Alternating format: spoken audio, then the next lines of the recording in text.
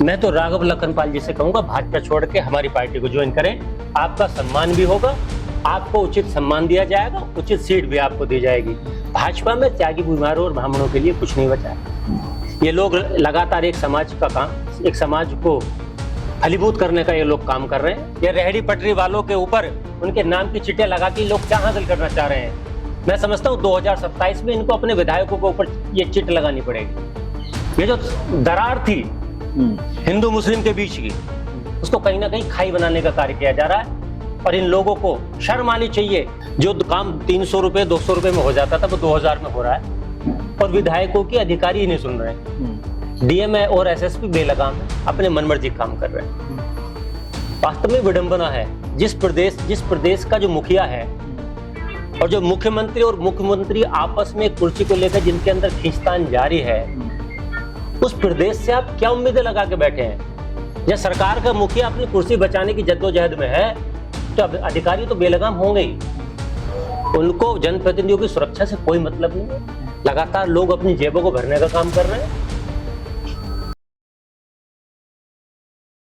तो नमस्कार दर्शकों, इस वक्त मैं देवंद के जड़ौदा पांडा गांव में मौजूद हूं।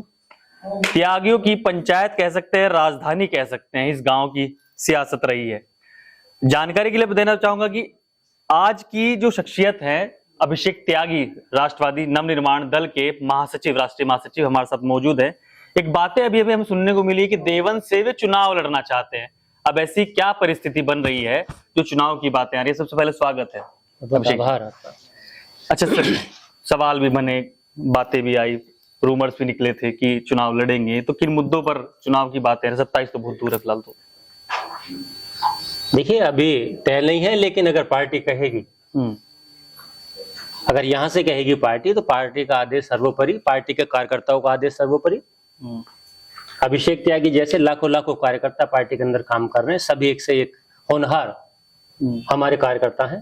कार्यकर्ताओं से बनी हुई एक पार्टी है और कार्यकर्ताओं को चुनाव लड़ाएगी। कार्यकर्ता ही इसके नेता हैं। और देवबंद, जैसा आपने अपने संबोधन में कहा, त्यागियों की राजधानी, करीब 60,000 वोट त्यागी भूमिहार समाज का इस सीट पर है। बावजूद इसके पिछले 70 सालों में इसको अपना हक नहीं मिला। इस हक की और इस हकूक की तो सत्ता में भागीदारी तय करने की लड़ाई को हम लोग लड़ने जा रहे हैं। और 2027 में राष्ट्रवादी नवनिर्माण दल त्यागी भूमिहार समाज के सपने को पूरा करने जा रहे हैं। आपकी पार्टी के राष्ट्रीय अध्यक्ष से बातचीत हुई हमारी जी। अब हमने सवाल जवाब हुए तो उन्होंने कहा कि त्यागियों को भाजपा ने कुछ दिया नहीं। हमने कहा कि ब्लॉक प्रमुख तक आपको मिले हैं, एमएलसी आपको मिल गए, तो ऐसी क्या जरूरत आनी पड़ी कि जब आप त्यागी पूरा समाज ही विरोध करने के लिए सामने आ जाता है? भाजपा चुनाव में देखने को मिलता है। देखिए पिछले 70 वर्षों से यहाँ समाज के प्रबुद्ध लोग बैठे हैं। पिछले 70 वर्षों से लगातार एक पार्टी को राष्ट्रवाद के नाम पर हम लोगों ने वोट दिया, और जब वो बीज सींच कर अंकुरित होकर एक जब उसने वृक्ष का रूप लिया, तो उसकी छाया में बैठने से उन लोगों का हक से को वंचित रखा गया।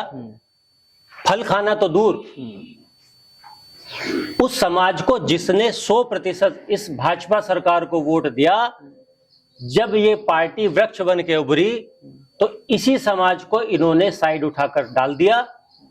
इन लोगों को तो इसकी छाया में बैठने तक का मौका नहीं मिला, इसीलिए इस पार्टी को सामने आना पड़ा।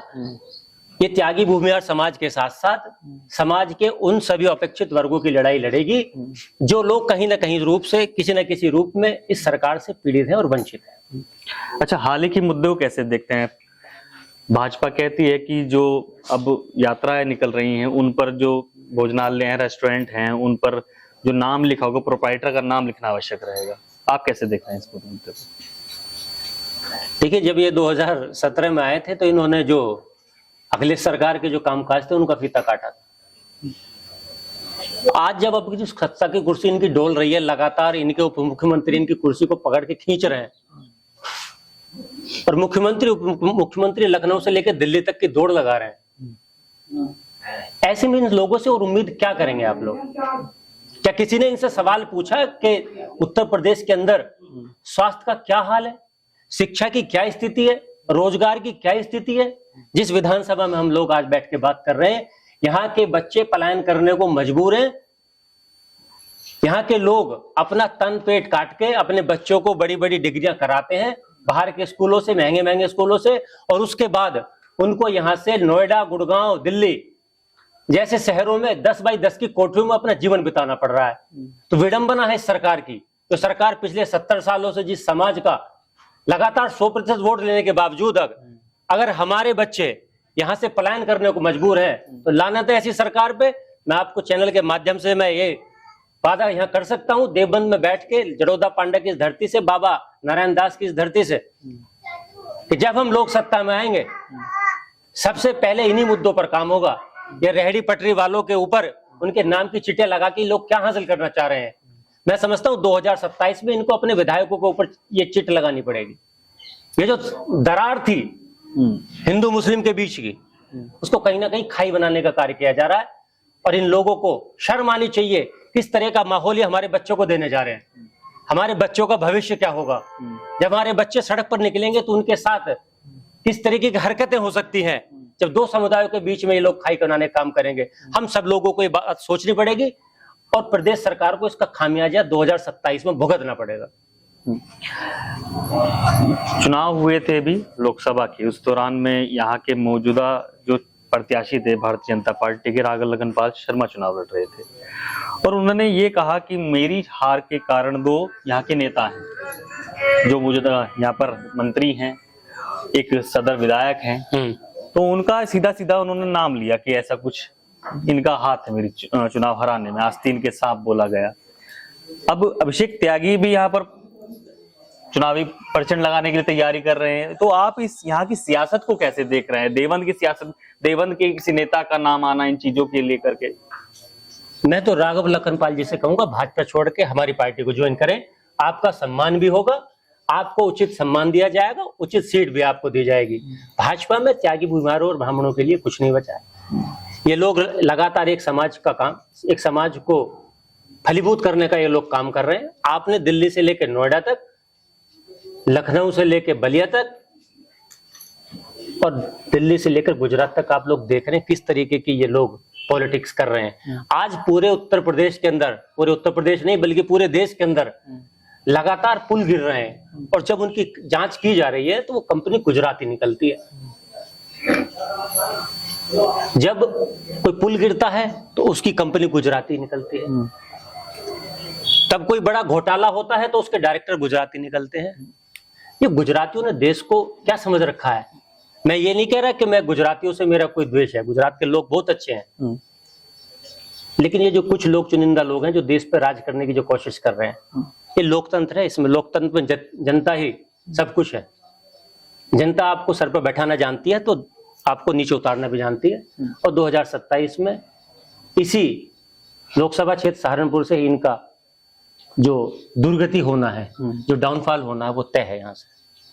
ठीक, एक बात है, यहाँ पर यहाँ के ब्लॉक प्रमुख है ननौता के ऋषिपाल राणा है, भारतीय जनता पार्टी के ही नेता हैं। घरवाली चांदनी उनकी ब्लॉक प्रमुख है। बस उनकी घरवाली कहती है जाकर के एसएसपी साहब से कि मेरे पति को सुरक्षा मुहैया करा दीजिए, तो समस्या है। उस दौरान में चुनाव में 22 के चुनाव में उन्होंने वोटें मांगी थी, आप जानते होंगे भलीभांति पूर्वक। तो इस सरकार में क्या नेताओं की नहीं चलती, नहीं सुनी जाती, जो ऐसी समस्या का सामना करना पड़ता है भाजपा को? कल इनके जौनपुर के कहाँ के विधायक थे, मैं नाम तो अभी याद नहीं कर पा रहा हूँ, वो खुद ये कह रहे थे इस सरकार में भ्रष्टाचार बहुत बढ़ गया है। जो काम 300 रुपए 200 रुपए में हो जाता था वो 2000 में हो रहा है, और विधायकों की अधिकारी ही नहीं सुन रहे हैं। डीएम और एसएसपी बेलगाम है, अपने मनमर्जी काम कर रहे हैं। वास्तव में विडंबना है। जिस प्रदेश का जो मुखिया है और जो मुख्यमंत्री और मुख्यमंत्री आपस में कुर्सी को लेकर जिनके अंदर खींचतान जारी है, उस प्रदेश से आप क्या उम्मीदें लगा के बैठे हैं? जब सरकार का मुखिया अपनी कुर्सी बचाने की जद्दोजहद में है तो अब अधिकारी तो बेलगाम होंगे ही। उनको जनप्रतिनिधियों की सुरक्षा से कोई मतलब नहीं है। लगातार लोग अपनी जेबों को भरने का काम कर रहे हैं। आज जो स्थिति है, ऐसी स्थिति पूर्व में किसी भी सरकार में नहीं रही, जो स्थिति आज भाजपा की सरकार में प्रदेश के अंदर बनी हुई है। आप धर्म विशेष के लोगों को टारगेट करके, लगातार कुछ अपने लोगों को फलीभूत करके प्रदेश का और देश का जो पैसा है उसको गबन करने का आप लोग काम कर रहे हैं। आप लोगों के ऊपर जिस प्रकार से आपने सीबीआई और ईडी के माध्यम से लगातार पूरे देश के जनप्रतिनिधियों को डराने धमकाने का काम किया है, आने वाले लोकसभा चुनाव और विधानसभा चुनावों में जब आपकी सरकार नहीं रहेगी तो कहीं ना कहीं आपको भी भाई साहब ये झेलना पड़ेगा। और मैं आपको बता दूं 2027 में ये लोग यहाँ से जा रहे हैं और उसी का प्रतिरूप आज ये इनकी जो लड़ाई झगड़ों में आपको दिखाई दे रहा है। एक आखिरी सवाल करूंगा राष्ट्रवादी निर्माण सेना से, दल से कि गठबंधन में नहीं आ पाए, एनडीए में आपने पूरे प्रयास किए कि हम गठबंधन कर लेंगे, मगर विपक्ष ने आपको पूछा नहीं। ये कहना गलत है। देखिए, जो हमारा जो दल था उसका नाम अंतिम क्षणों में बदल दिया गया। हमने चुनाव आयोग से पूछा कि भाई इसमें क्या समस्या आपको रही, क्या समस्या आपको मिली, तो वहां से हमें कोई उत्तर नहीं मिला। हम जब लोग चुनाव आयोग के दफ्तर पहुंचे तो वहां जो लोग बैठे हुए थे, मैं आपसे डिस्कस नहीं कर सकता, जो लोग बैठे हुए थे वो लोग वहां काम कर रहे थे। तो ऐसे लोगों से हमें उम्मीदें कमी है, लेकिन माननीय हाईकोर्ट पर, माननीय सुप्रीम कोर्ट पर हमें पूरा भरोसा है, देश की अदालतों पर हमें पूरा भरोसा है।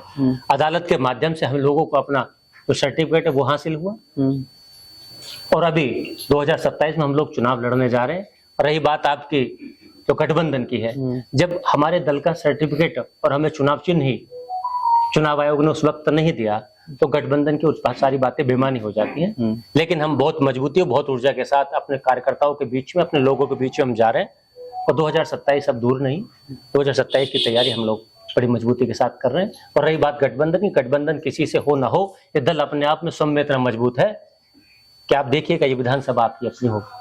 ठीक है, तो अभिषेक त्यागी थे जिन्होंने अपनी बेबाकी से राय रखी। आपने कीमती समय देने के लिए बड़े धन्यवाद। बहुत बहुत आभार आपका। धन्यवाद।